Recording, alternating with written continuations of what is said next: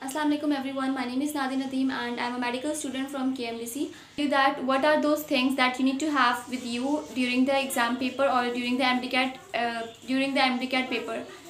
Or along with this, I'm also going to share some tips how you feel relaxed. और ये जो I will share these tips in the last and उससे पहले मैं आपको ये बता दूँ कि things जो आपको साथ अपने रखनी है वो क्या चीज़ें हैं. First is the roll number slip and admit card. Most important thing is that roll number slip, admit card and the admit card. ठीक, तो ये जो आपको एडमिट कार्ड और रोल नंबर स्लिप है ये आपको रात को ही अपना जो बैग लेकर जाएंगे उसे पैक करेंगे. तो उसके अंदर आपने सबसे पहले रात को रोल नंबर स्लिप ज़रूर रखनी है, याद से रखनी है, और एडमिट कार्ड उसके बिना आपको अंदर नहीं जाने देंगे. उसके बिना आप पेपर कैसे देंगे? अगर आपके पास रोल नंबर ही नहीं होगा तो आप कैसे अंदर अपना रोल नंबर लिखेंगे? तो this is the most basic thing कि रोल नंबर स्लिप या admit card you must have. अच्छा, उसके बाद second is that you need to have scale. अच्छा, अब स्केल क्यों चाहिए?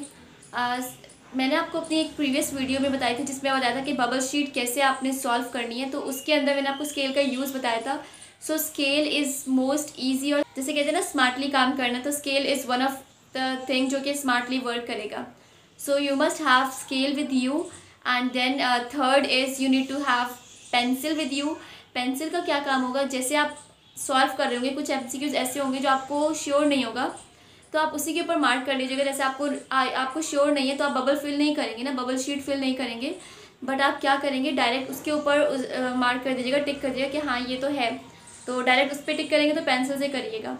तो पेंसिल का ये काम है. तो पेंसिल भी आपके पास होनी चाहिए क्योंकि आप सारे MCQs तो आप श्योर नहीं होंगे ना, बहुत सारे ऐसे MCQs होंगे जो डिफरेंट होंगे. So you just have to mark with the pencil.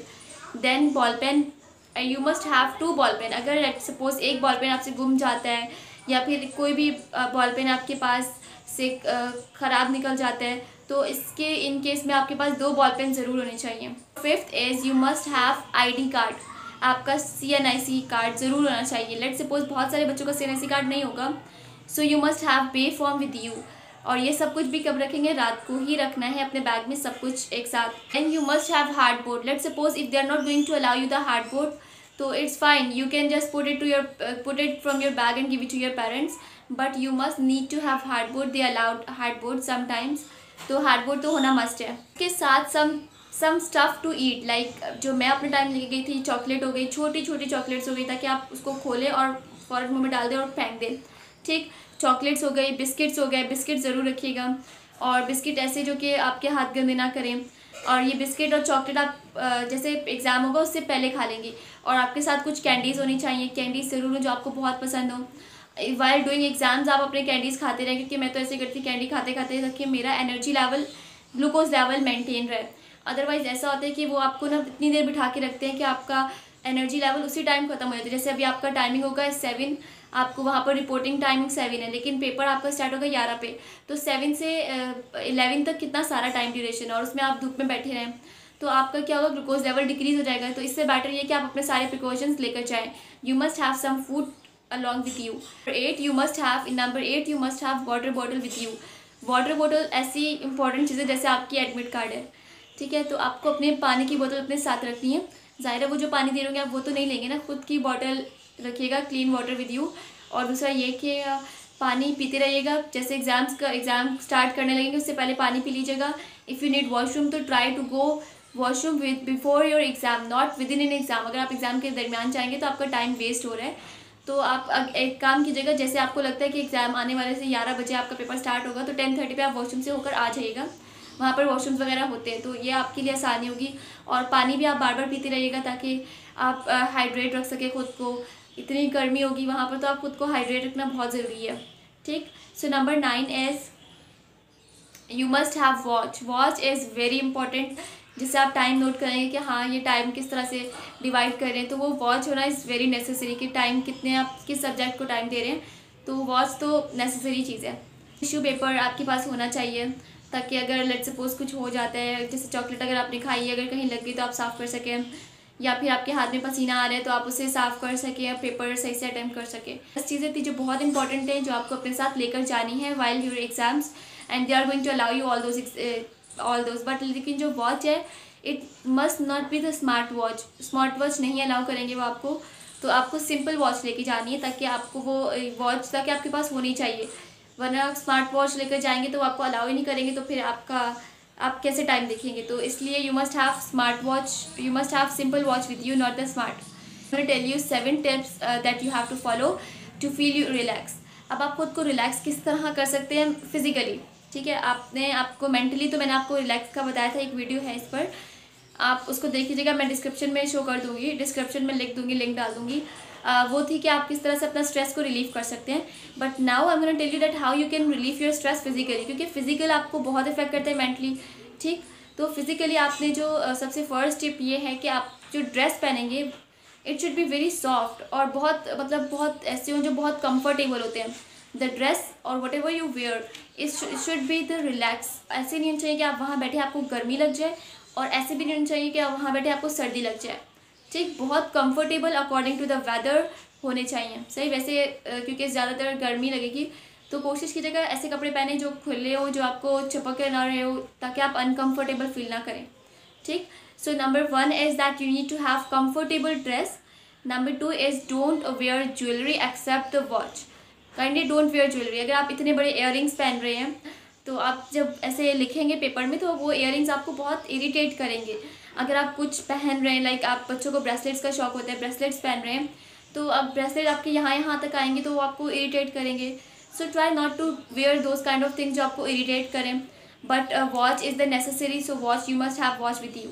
Third tip is that you have to wear open shoes. Don't wear close shoes और डोंट वेयर सॉक्स।